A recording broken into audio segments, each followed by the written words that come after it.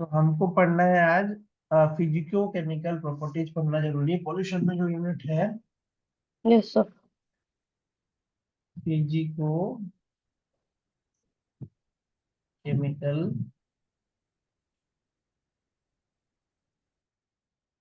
And biological properties of soil.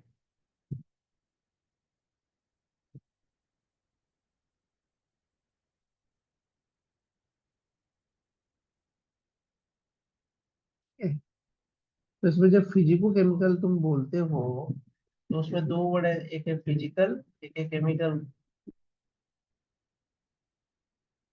जो physical word है उसमें सॉइल के कौन कौन से प्रॉपर्टी आएंगे, एक आएगा सॉइल टेक्सचर, फिर मतलब सॉइल ऊपरी स्ट्रक्चर। सतह, हाँ सॉइल स्ट्रक्चर कि वो कैसा दिखता है हम्म। ऊपर से। फिर अंदर में सॉइल का क्या क्या स्ट्रक्चर है। Yes sir. थर्ड में आता है तुम्हारा बल्क डेंसिटी,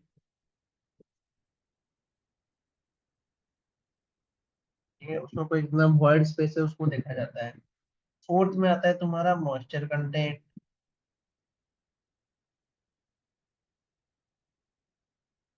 ठीक है। ठीक, तो बहुत ईजी है कलर। और उसके बाद पानी उसमें में अंदर जा पा रहा है या नहीं जा पा रहा है ऊपर में। ये सॉइल के फिजिकल प्रॉपर्टी, ठीक है। फिर आता है यस तुम्हारा सर। केमिकल। तो केमिकल में क्या आता है, सॉइल पीएच, ठीक है। उसके बाद आता है सीईसी, कैटायनिक एक्सचेंज कैपेसिटी,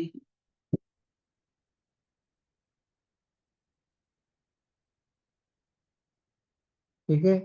उसके बाद आता है ओएम, ऑर्गेनिक मैटर, जो कि ह्यूमस वाला कहानी था जो हमने पढ़ा था, ऑर्गेनिक मैटर, ठीक है। फोर्थ में आता है तुम्हारा न्यूट्रिएंट कंटेंट भी आएगा, केमिकल तो न्यूट्रिएंट कंटेंट से जुड़ा ही हुआ है, ठीक है। और लास्ट में आता है तुम्हारा बफरिंग कैपेसिटी, सॉइल की बफरिंग कैपेसिटी भी होती है। Yes sir. ये तुम्हारे केमिकल में है। तो जो बल्क डेंसिटी का एक्सपेरिमेंट याद है, बल्क डेंसिटी कैसे करते थे। नहीं सर, इसका हमने एक्सपेरिमेंट नहीं किया है। टेक्सचर तो तुम समझ गए हो, टेक्सचर पता है ना, टेक्सचरल ट्रायंगल से देखा जाता है, वो तो उर्जे हाँ नहीं सर, वो तो समझाएगा। सॉल्ट कितना, सिल्ट कितना, क्ले कितना, सैंड हाँ, वो परसेंटेजेस तुम है समझ रहे। वो। हाँ। और सॉइल स्ट्रक्चर तो तुमको वो वो प्लेटी। अरेंजमेंट है, वो हाँ, अरेंजमेंट वो प्लेटी है प्लेटी या ग्रेन कॉलमनार है, वो सब कॉलमनार। देखा जाता है, हाँ, वो आपने ठीक है। प्रीवियस बार लेकिन से आपने बता दिया था। वो जो सॉइल स्ट्रक्चर है वो करता क्या है, वो अफेक्ट करता है तुम्हारे पोरोसिटी को और रूट्स की ग्रोथ। सॉइल स्ट्रक्चर इन्हीं दोनों चीजों को अफेक्ट करता है, ठीक है। इनको सर और एक बार फिर से बताइए, एफेक्ट पोरोसिटी एंड। रूट्स का growth, porosity and root structure, ठीक है सर। ठीक है। एक है तुम्हारा porosity plus roots, yes sir. इन दोनों चीजों को अफेक्ट करते हैं। और सॉइल स्ट्रक्चर इफेक्ट्स, ठीक है। लेकिन बल्क डेंसिटी जो होता है वो क्या करता है, वो वाटर के मूवमेंट को ही बताता है। Bulk density also determines water का मूवमेंट। डेंस है, वॉइड स्पेस है, वही तो डिटरमाइन करेगा ना, यस सर। वही तो देखेगा इसको, ठीक है। तो इसको करने का क्या तरीका है, बल्क डेंसिटी का एक्सपेरिमेंट होता है क्या?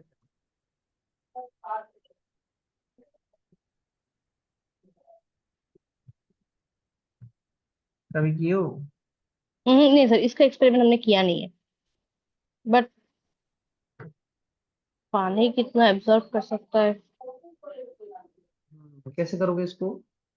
एयर ड्राइड पानी ले लेंगे। अगर मुझे पता हो तो, मैं तुक्का दे रही हूँ, मुझे पता नहीं नहीं, नहीं है। पहले क्या एयर करो, ड्राइड सॉइल से। इसको मेजर करने के लिए तुमको क्या करना होगा, एक सबसे पहले कोर लेना होगा। सपोज करो तुम्हारा ये फील्ड है, इसमें तुम एक कोर खोद के सॉइल का कोर लो, सबसे जरूरी। ठीक है, ओके। कोर ले। अब क्या करोगे, वो कोर जो होगा वो मेटल सिलिंड्रिकल स्ट्रक्चर का होगा, उससे तुमने ले लिया। ओके।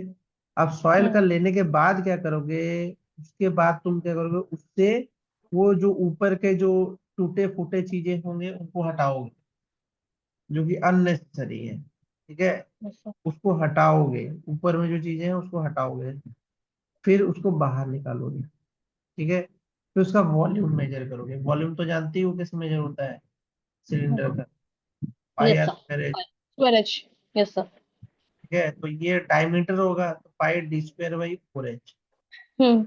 ऐसे लिख देना, वो तो तुम यस कर सर। लोगे। ठीक है, हम्म। उसके बाद क्या करोगे, इस सॉइल को ओवन ड्राई करो, लेकिन कितने डिग्री में, 105 डिग्री सेल्सियस, और 24 घंटे के लिए, ताकि उसमें से सारे मॉइस्चर कंटेंट जो है वो रिमूव। ठीक है, अब यस उसके बाद सर। वापस से मेजर कर दो, वापस से मेजर कर दो, वापस से उसका मास देख लो। तो बल्क डेंसिटी का अर्थ क्या होता है, mass by volume. Yes sir. Density का मतलब होता है mass by volume. Hmm. Simple, पे कर लिया, मेजर हो गया, वे हो गया, और वॉल्यूम तुम्हारे पास ऑलरेडी है, खत्म ना। ऑलरेडी है, यस। बस वो ओके। इतना ही। ये बहुत इजी है, बहुत ही, कोई बड़ा कहानी, मतलब बच्चा बच्चा भी कर सकता है। Yes sir. ठीक है, ये उसकी कहानी है। यस। और उसी को, वो जो ओवन ड्राई कर रहे हो उस समय अगर ऐसा एक शील्ड लगा दो जिसमें वो मॉइस्चर कैप्चर हो जाए, तो वो मॉइस्चर कंटेंट दिखा दे। ओके। ठीक है सर। ठीक है, अब सॉइल का कलर तो तुम जानते हो, रेड सॉइल, ब्लैक सॉइल, ये तो कलर है यार, ये तो कोई भी जानता है, वो तो उसके कंटेंट की वजह से। हम्म। ठीक है, अब परमेबिलिटी यस। तो जान रहे हो, उसमें तो पानी भर स्पेस होगा तो जाएगा। हम्म। Main yes sir. इंपॉर्टेंट बात है इसमें सीईसी, कैटायनिक एक्सचेंज कैपेसिटी, ये क्या होता है वो जानना जरूरी है। तुमको समझ में आता है कैटायनिक, पढ़ाया है सर। यस सर, पढ़ा हुआ है। हाँ, वो दिखाया था ना एक फिगर जिसमें कि क्ले मिनरल्स में कैटायनिक एक्सचेंज यस। कैपेसिटी कैसे कैसे होता है, वो जो फॉर्मूला यस सर। दिखाया था वही है, वो उसी का। ऑर्गेनिक मैटर तो समझ रहे हो। बफरिंग कैपेसिटी क्या होता है, सॉइल जो रेजिस्ट करता है सॉइल के pH, pH yes, change pH को, चेंज अगर का। रेजिस्ट, पीएच चेंज को रेजिस्ट कर रहा है अगर, तो that is buffering capacity. Yes sir. तुमको समझ में आ रहा है। और न्यूट्रिएंट कंटेंट तो जान रहे हो ना, एनपीके, नाइट्रोजन फास्फोरस हाँ सर। एंड पोटेशियम, वो तो पोटेशियम। वो भी चलता है। ठीक है, यस सर। उसको बताने की जरूरत नहीं। बचता क्या है, बचता है हमारा biological property. Biological property of soil में क्या है,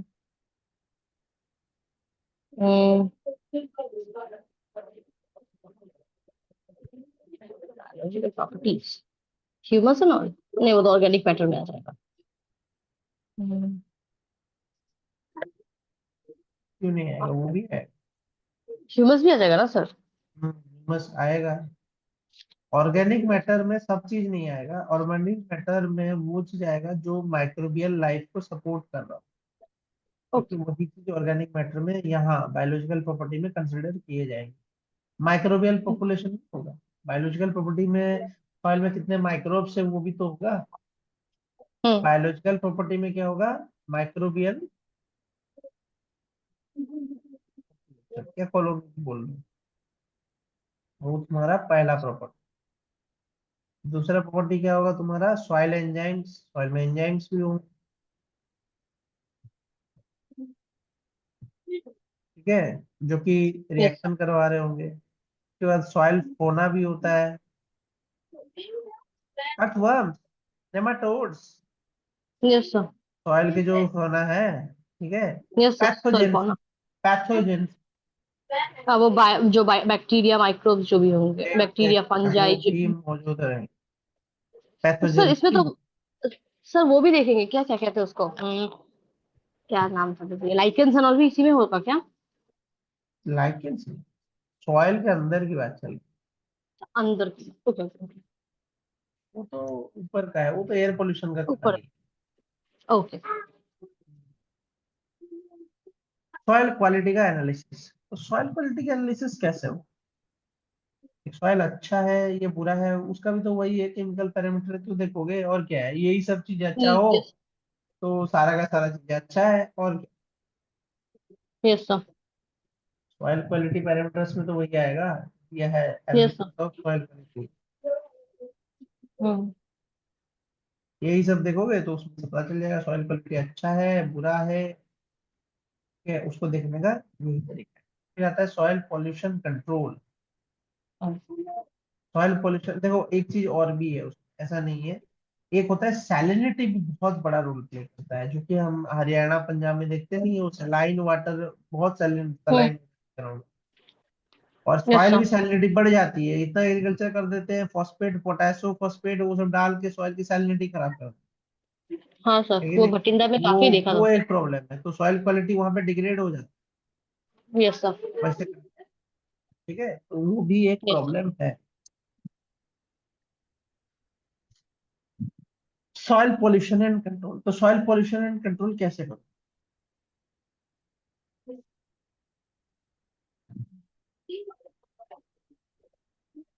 अगर फर्टिलाइजर्स है तो बायो फर्टिलाइजर्स डाल सकते हैं। मतलब ओवर एग्री अगर हम एग्रीकल्चरल फर्टिलाइजर ज्यादा देते हैं तो भी तो पोल्यूशन हो ही रहा है, तो हम बायो टेक्निकली फर्टिलाइजर ऑर्गेनिक डाल फार्मिंग सकते हैं। करनी, ऑर्गेनिक फार्मिंग हाँ। करोगे तब। हाँ। लेकिन उससे पहले जरूरी है तुमको, तो मेथड्स जो है वो भी तीन टाइप, क्या सर? मेथड्स जो सॉइल कंट्रोल के हैं, सॉइल हम्म। पॉल्यूशन कंट्रोल के हैं, वो भी यस तीन सर। टाइप के हैं, ऐसा नहीं है कि वो एक टाइप का है। Soil okay. पॉल्यूशन कंट्रोल भी तीन टाइप से ही होगा, ये भी तीन टाइप है, फिजिकल कंट्रोल, फिजिकल कंट्रोल्स। तो फिजिकल कंट्रोल्स में क्या करोगे, फिजिकल कंट्रोल्स में तुम करोगे, रोकोगे किस चीज को, सॉइल वॉशिंग। हम्म। और सॉइल वॉशिंग को कैसे रोक सकते हो, जब बारिश के सीजन में वहां पे अगर ग्रास है तो सॉइल वॉशिंग कम हम्म। होगा, ठीक है। हम्म। हम्म। या तो और भी तरीका है इसके, इसका और एक है कि अगर वॉशिंग कंटामिनेटेड सॉइल, अगर जो वॉशिंग कंटामिनेटेड सॉइल है उससे पहले पोल्यूटेंट्स को हटा दो। हम्म। मतलब अगर सपोज करो एक मिट्टी का फैक्ट्री है, उसमें से मिट्टी निकल रहा है, तो उसमें से उसका जो स्लज निकलेगा उसमें से तुम रिमूव कर दो पोल्यूटेंट, यस सर। वो भी कंसिडर किया जाए ओके। फिजिकल, ठीक है। हम्म। उसके बाद क्या आता है, अगर गड्ढा खोदे, एक्सकेवेशन, हम्म। उसको भरोगे भी तो, रिप्लेस करोगे, yes sir. Yes sir. Replace करोगे, ठीक है। उसके बाद क्या करोगे, कहीं कहीं पे क्या होता है, सॉइल ढह रहा होता है तो लाइनर लगाना होगा, ऐसे रोकने के लिए लाइनर लगाना होगा हम्म। कि सॉइल अंदर ही रहे, मैकेनिकल बैरियर बोलते हैं, yes sir. Mechanical barrier create करना। सर एफॉरेस्टेशन में फिजिकल कंट्रोल ही रहेगा क्या? हाँ वो भी रहेगा। हम्म। उसके बाद आता है तुम्हारा वही, जो मैं बोला अभी, वही एफोरेस्टेशन। उसमें क्या करते हैं, कंटूर बंडिंग, जो पानी को रोकता है, yes sir. Contour bunding and terracing, terrace farming करते हैं। ये सब मेथड से सॉइल फिजिकल कंट्रोल तो हो जाएगा बढ़िया से। इसके बाद आता है केमिकल। केमिकल जो मैंने तुमको बोला, लाइम डालो, सी है तो लाइम डालो, तो इसमें क्या होता हम्म। है, कभी कभी क्या होता है, केमिकल का इमोबिलाइजेशन हो जाता है, केमिकल इमोबिलाइजेशन, मतलब अगर वो केमिकल है नहीं तो उसको ऐड करना है जरूर। Yes sir. जैसे कि तुम्हारा फॉस्फेट हुआ, लाइम हुआ, ये सब ऐड करना जरूरी है, क्योंकि वो इमोबिलाइज कर देगा हेवी मेटल्स और उनकी ओके। बायोअवेलेबिलिटी को रिड्यूस कर देगा, जो कि अच्छा चीज है। उसका अगर ओके। बायोअवेलेबिलिटी बढ़ जाएगा हेवी मेटल्स का, तो पॉल्यूशन क्रिएट कर सकता यस सर। है, ठीक है। दूसरा क्या है, ऑक्सीडेशन रिडक्शन भी होता है, ऑक्सीडेशन एंड रिडक्शन,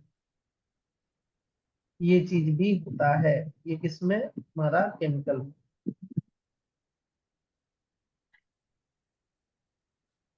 ठीक है। फाइनली आ जाता है यस। तुम्हारा बायोलॉजिकल कंट्रोल, जो कि तुम वर्मी कंपोस्टिंग, ये जो है ना, hmm. Yes biological sir. Control में ये वर्मी कंपोस्टिंग वाला रोल। वर्मी कंपोस्टिंग करोगे, बायो रेमेडिएशन होता है ना, बायो यस सर। रेमेडिएशन के बाद है तुम्हारा फाइटो रेमेडिएशन,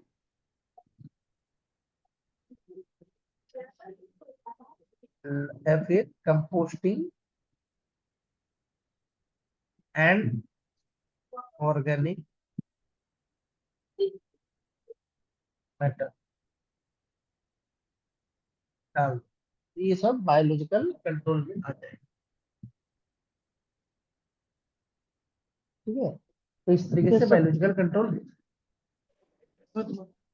ये जो सॉइल पोल्यूशन कंट्रोल की बात करता है उस प्रोसेस।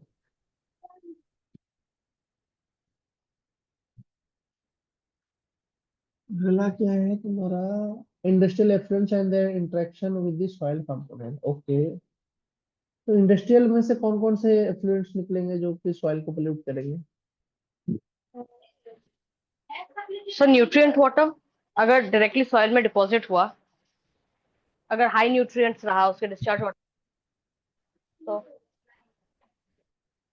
लेकिन वो कैसे इंटरेक्ट कैसे करेगा?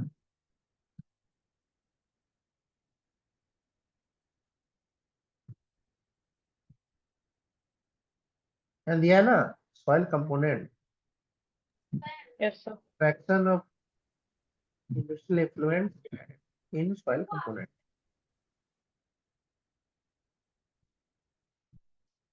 वो कैसे होगा? क्या सर, फिर से बताइएगा एक बार। सॉइल कंपोनेंट क्या, सॉइल कंपोनेंट्स में क्या असर डालेगा इंडस्ट्रियल एफ्लुएंट्स? यस, तो सॉइल में उसकी बायो, उसकी अमाउंट बढ़ा देगा, कॉन्सेंट्रेशन बढ़ा देगा। तो उसके तो बाद क्या होगा? जो, सर जो कुछ प्लांट्स है जो हैवी एक्यूमुलेटर्स है वो बायोमैग्निफिकेशन कर लेंगे, ये एक प्रॉब्लम रहेगा।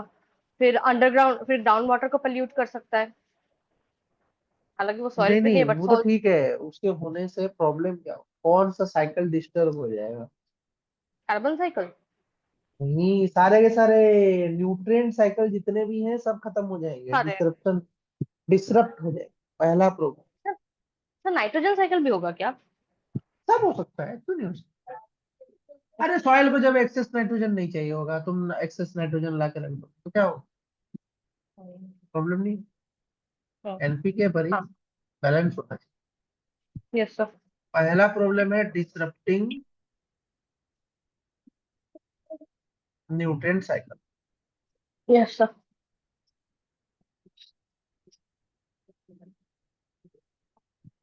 ठीक है, दूसरा क्या है, रिड्यूसिंग सॉइल एंजाइम एक्टिविटी। ये है पहला, ये है दूसरा।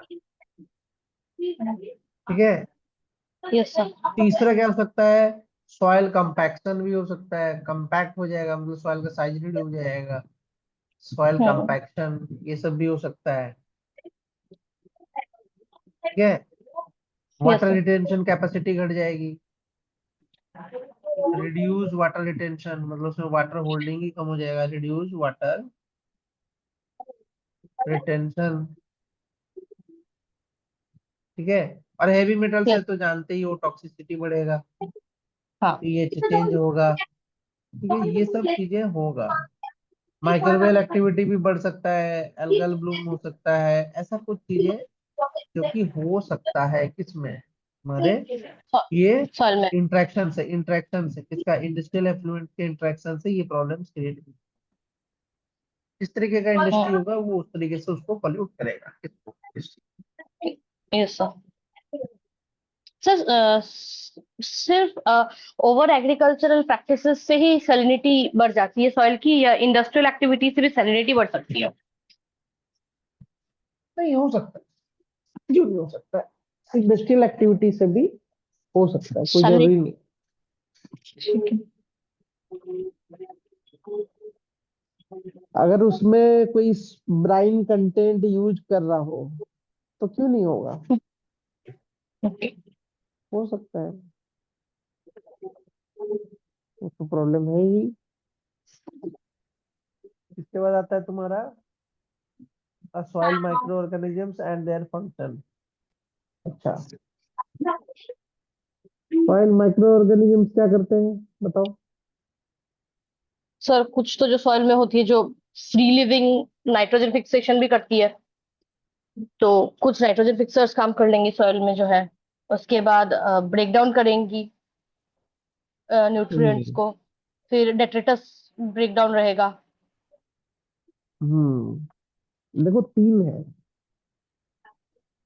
माइक्रो ऑर्गेनिज्म में तो वही तीन है, बैक्टीरिया, फंगाई और प्रोटोजोआ। प्रोटोजोआ। ठीक है। अब ये यस सर। जो तुमने बोला, एक क्या है, एक डिकम्पोजर है जो हाँ वो डिकम्पोज तो। करेगा, सैप्रोटोपिक हम्म। साइकिल को बढ़ावा देगा। ठीक है। Yes sir. एक हम्म। है जो न्यूट्रिएंट साइक्लर होगा, जो कि हम्म। नाइट्रिफिकेशन डीनाइट्रिफिकेशन प्रोसेस में काम करेगा। यस ठीक सर। है। कुछ तो प्लांट के ग्रोथ को बढ़ाएंगे, यस सर। है, मतलब उनके लिए बायो अवेलेबल कर देंगे, किसको जो उनको चाहिए, वैसे चीज को बायो अवेलेबिलिटी उसकी बढ़ा देंगे। ठीक हम्म। है। तो वो हो यस सर। सकता है। जैसे कि हम्म। इसका एग्जांपल अगर लो, तो एटमॉस्फेरिक नाइट्रोजन जो प्लांट की यूजुअल फॉर्म में आता है, वो फिक्सेशन हम्म। से ही आता है, तो उसके लिए बैक्टीरिया ही चाहिए ना, यस सर। उसके लिए वैसे बैक्टीरिया चाहिए। ठीक है। फिर कुछ बैक्टीरिया जो होते हैं वो फंगी पे ग्रो करते हैं। ठीक है। हम्म। तो हम्म। अर्थ का जो स्मेल होता है, देखो अर्थ का ना, जो सॉइल है, उसका अपना हम्म। कोई स्मेल नहीं होता है, यस सर। लेकिन तुम सूंघने से उसका स्मेल आता है। वो स्मेल क्यों आता है? क्योंकि उसमें फंगाई ग्रुप मौजूद है। ओके। ठीक है। जो कि क्या कर रहा है, जो कि डिकम्पोज कर रहा है अलग अलग सेलुलेज, सेलुलोज जो प्लांट्स लेटर गिर रहे हैं उसका सेलुलोज को तोड़ के उसके जो सेंट है वो हमको सूंघने से मिलता है, किससे? सॉइल। हम्म। ठीक है। इसके बाद आता है फंगाई। फंगाई जो है वो ऑर्गेनिक मैटर को तोड़ रहा है। ठीक है। उसके बाद तुम्हारा हम्म। सॉइल को बाइंडिंग प्रॉपर्टीज को भी बढ़ाएगा, ऐसे चीजें वो करेगा कौन? हमारा फंगाई। हम्म। फिर आएगा प्रोटोजुआ। प्रोटोजुआ क्या करेगा? वो सॉइल के बायोलॉजिकल इक्विलिब्रियम को मेंटेन करेगा, प्रोटोजुआ जो। जबकि लास्ट में तुम्हारा आएगा एल्गी। तो एल्गी क्या करता है? फोटोसिंथेटिक ऑर्गेनिज्म एल्गी जो होता है, वो ऑक्सीजन का हम्म। कंसंट्रेशन बढ़ा देगा, किसमें? सॉइल में। सॉइल में। खत्म, इतना ही कहानी है इसका। Yes sir. ठीक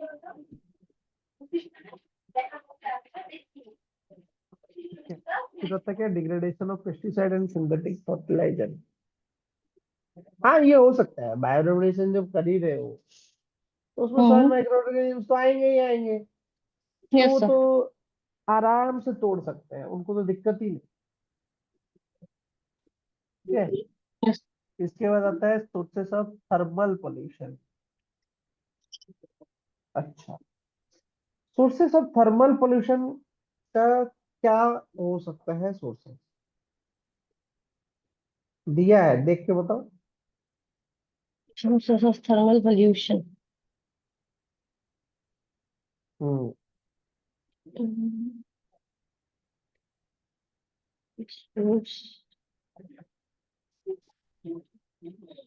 थर्मल पोल्यूशन तो सर पावर प्लांट्स, हाँ, फिर इंडस्ट्रियल प्रोसेसेस। पावर प्लांट्स कौन कौन से बेसिकली कौन कौन में यूज होता है पावर कोल, प्लांट? न्यूक्लियर। कोल में होगा क्योंकि कोल तो थर्मल पावर प्लांट कोल के लिए चाहिए होता है सबसे ज्यादा। फिर न्यूक्लियर। न्यूक्लियर में बॉयलर यूज होता है, तो जो पानी तो हाँ पानी पानी। कंट्रोलर होता है ना, कंडेंसर होता हाँ। है, बॉयलर की तरह यूज हाँ। किया जाता है। और फिर वो हीटेड वाटर को भी तो फेंकता ही है ना, वो पानी गर्म हम्म। हो जाता है तो उसको हम्म। फेंकने के हम्म। लिए वो होगा।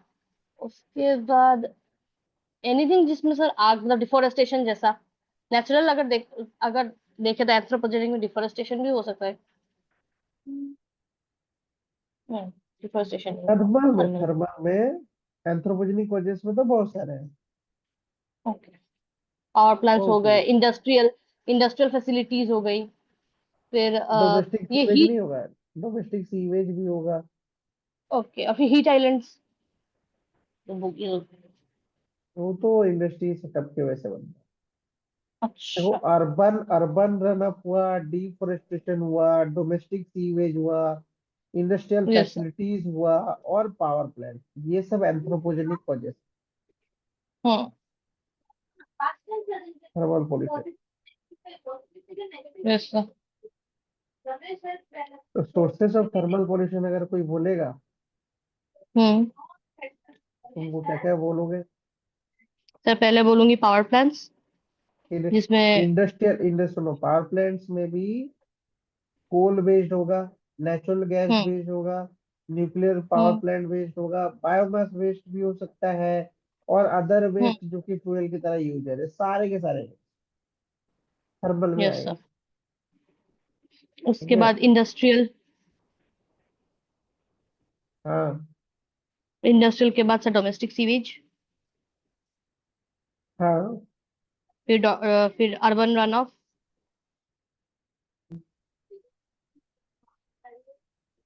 और एक फिर अपने तुम्हारा और सॉल्टेशन, अपने क्या सर?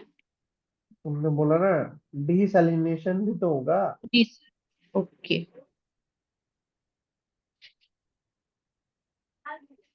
Yes sir. ठीक है। तो ये यस सर। सब हमारे थर्मल पॉल्यूशन एंथ्रोपोजेनिक के कॉजेस।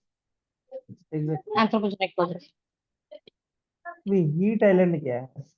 अच्छा, हीट आइलैंड।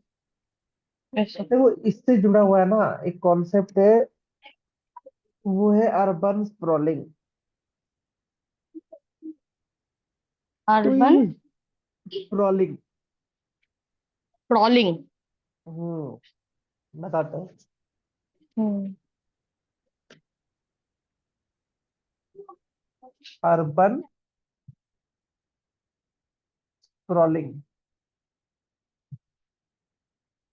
फर्स्ट यूनिट में है। अर्बन स्प्रॉलिंग, अर्बन स्प्रॉलिंग का अर्थ क्या बताया था? अगर गांव से कोई शहर की तरफ माइग्रेट कर जा रहा है, ठीक है, और ऐसे बहुत ज्यादा माइग्रेशन हो जाए, तो अर्बन पॉपुलेशन क्या हो जाएगा? अचानक से स्प्रॉल हो जाएगा। स्प्रॉल मतलब बढ़ जाएगा।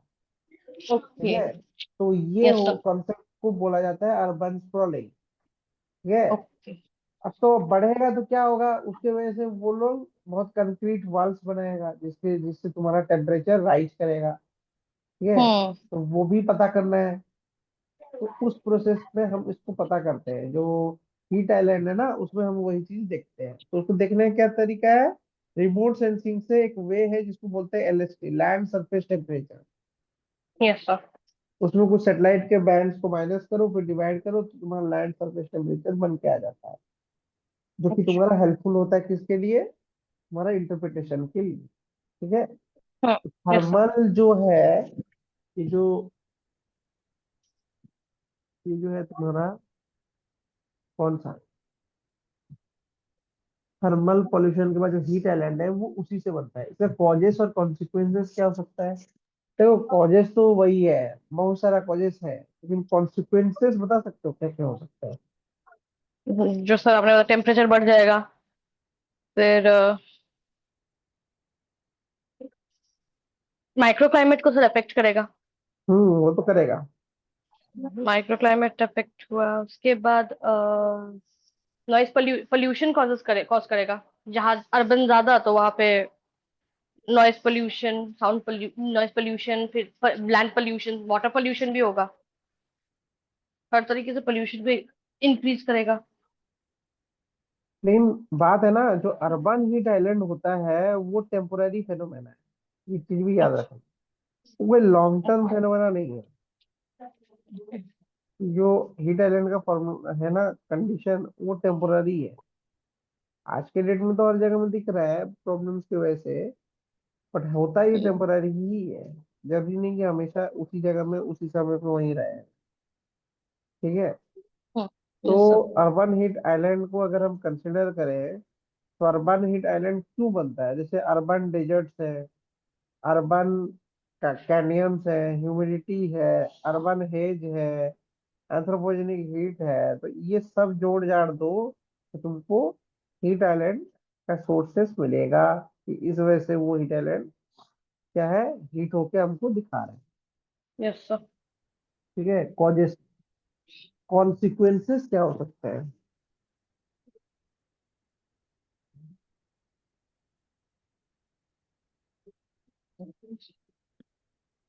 रहना मुश्किल हो जाएगा ना, यस सर। रहना मुश्किल हो जाएगा ना। हाँ, रहना मुश्किल, रहना तो मुश्किल देखो, होगा मतलब। देखो पहला हीट। चीज तो वर्स्ट, वर्स्ट एयर क्वालिटी सबसे जरूरी थी। अगर हम्म। हीट, हीटिंग जो है, अर्बन हीटिंग काफी ज्यादा हीट होगा, तो भाई सिंपल सी बात है ना, जब हीटिंग बहुत बढ़ जाएगा तो अनस्टेबिलिटी तो बढ़ेगा, स्टेबिलिटी अनस्टेबल एटमॉस्फेयर का जो कॉन्सेप्ट बताया। यस अगर सर। हीट बढ़ेगा तो स्टेबिलिटी क्या होगी, डिक्रीज हो जाएगी। तो उसकी वजह हम्म। से अगर डिक्रीज हो जाएगी स्टेबिलिटी, तो क्या हो जाएगा, उसमें तुम्हारा वर्स्ट एयर क्वालिटी दिखेगा, हवा मूव ही नहीं करेगा इधर से उधर। ठीक है, फिर क्या है, हम्म। एनर्जी कंजप्शन भी बढ़ जाएगा। सिर्फ इतना ही यस नहीं, सर। एनर्जी कंजप्शन भी जो है वो काफी ज्यादा बन जाता है, कब, जब ये कंडीशन क्रिएट होता है। Yes sir. ठीक है, फिर क्या होता है, adverse health effect. Adverse health effect में क्या हो सकता है तुम्हारा, पहला जो है एडवर्स हेल्थ इफेक्ट में वो क्या आ सकता है तुम्हारा, हीट, सर लंग्स में प्रॉब्लम। हीट। Heat stress. हाँ, हीट स्ट्रोक्स। हीट स्ट्रेस बहुत ज्यादा आएगा। हीट हम्म। स्ट्रेस के बाद क्या आ जाएगा तुम्हारा, एग्जॉशन, थक जाओगे, हम्म। एग्जॉस्ट। ठीक है, वर्स्ट रेस्पिरेटरी कंडीशन, हम्म। ये सब प्रॉब्लम्स। ठीक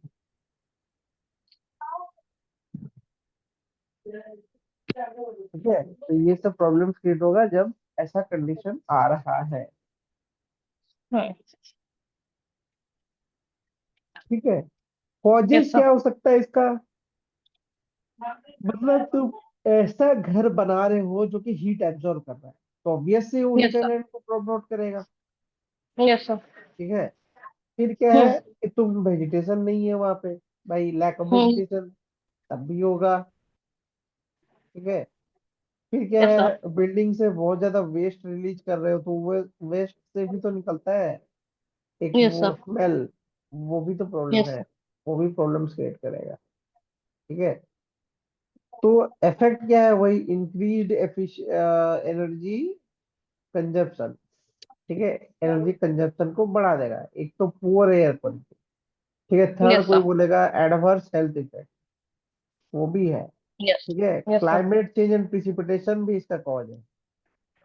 ओके। फिर फाइनली आएगा इकोनॉमिक कंसिक्वेंसेस। इकोनॉमिक कंसिक्वेंसेस में क्या आएगा कि कैसे इकोनॉमी से तो देखा जाए, तो अगर यूज एनर्जी का यूज बढ़ जाएगा तो इंफ्रास्ट्रक्चर जो बिल है ज्यादा। वो कम करना पड़ेगा, रिड्यूस प्रोडक्टिविटी हो जाएगा, एक्सट्रीम हीट पैदा हो जाएगा। तो ये हम्म। सब कहानी भी लागू होता है किस पे, इस पे, हीट आइलैंड पे। Yes sir. इसके बाद आता है तुम्हारा impact of, social and impact of marine pollution. अब मराइन पॉल्यूशन तो इजी है,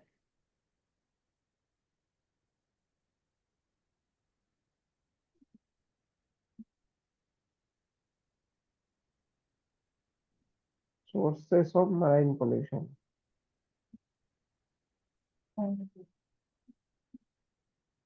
मरीन में क्या क्या पॉल्यूशन हो सकता है बताओ? Sir acidification. अरे नहीं, ठीक है वो तो है, और फिर उसमें भी तो सर बड़े बड़े कुछ वेस्ट बताओ, बड़े बड़े।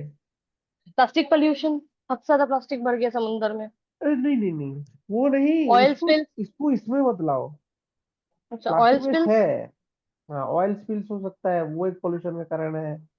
फिर सबसे हम्म। बड़ा जो है agricultural run, hmm.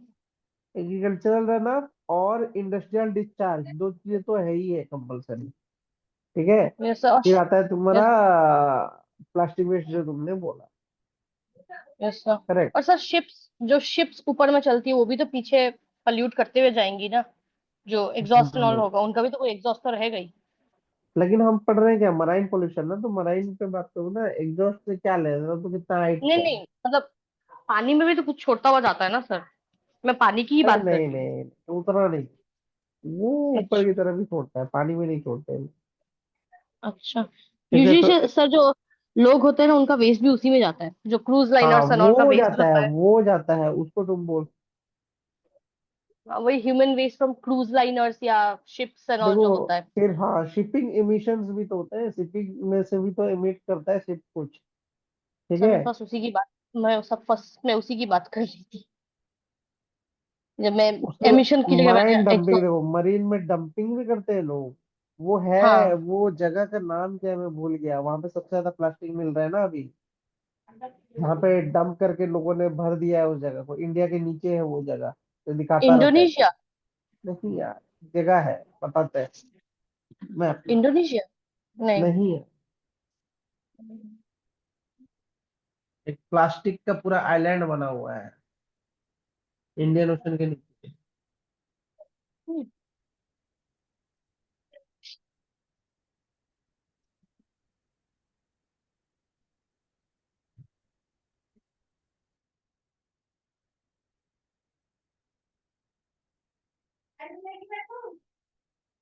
Close to Indian ocean.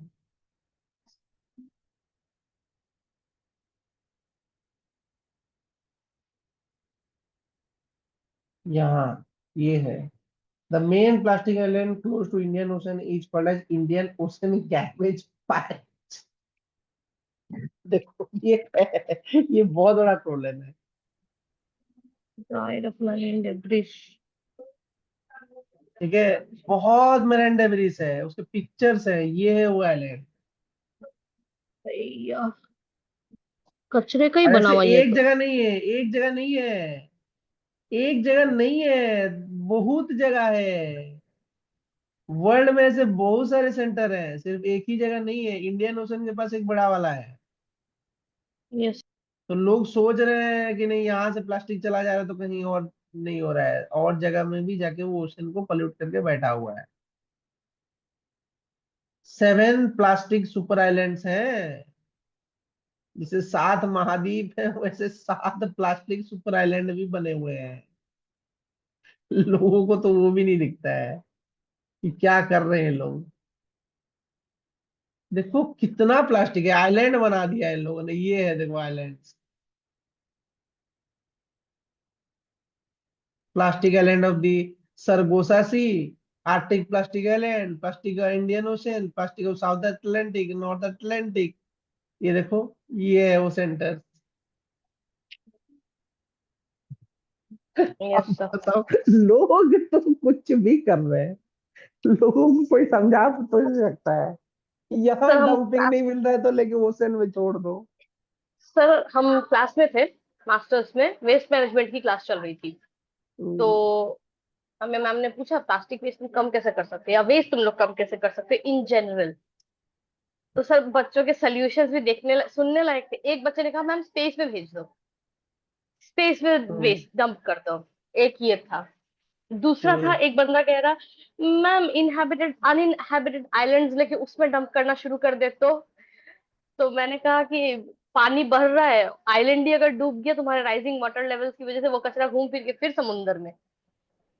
तो वो बोलता कि हाँ तो तो वो टाइम ऑलरेडी है लगेगा ही ना। समुंदर में, टाइम कहाँ हाँ, लगेगा, पूरा एक्यूमुलेट होके। वो कहता नहीं, मैंने कहा था आइलैंड, तो उस बंदे ने कहा आइलैंड खरीद के, लाइक लिटरली जमीन वाले आइलैंड्स खरीद के उसमें डंप ये करो। क्या, एलन मस्क समझ लिया अपने आप को आइलैंड खरीदेगा।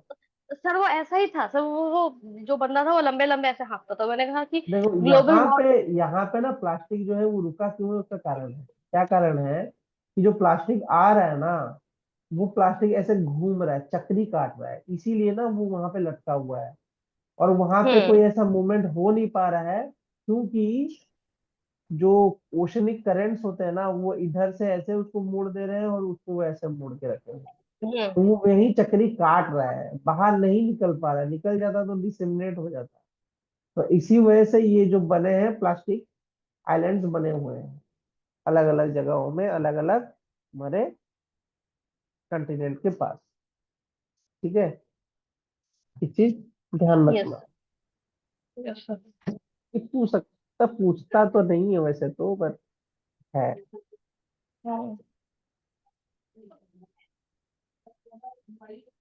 मेथड ऑफ अबेटमेंट ऑफ ये कल करेंगे, आज नहीं करेंगे। Okay sir. मेथड जो है आगे के वो कल करेंगे, ये लोग आएगा तब तो, कल पता नहीं आएगा या नहीं। तुम क्वेश्चन करो, हमको क्वेश्चन जरूरी है, ये सब तो चलता रहेगा, वो क्वेश्चन लॉस मत करो। Yes sir.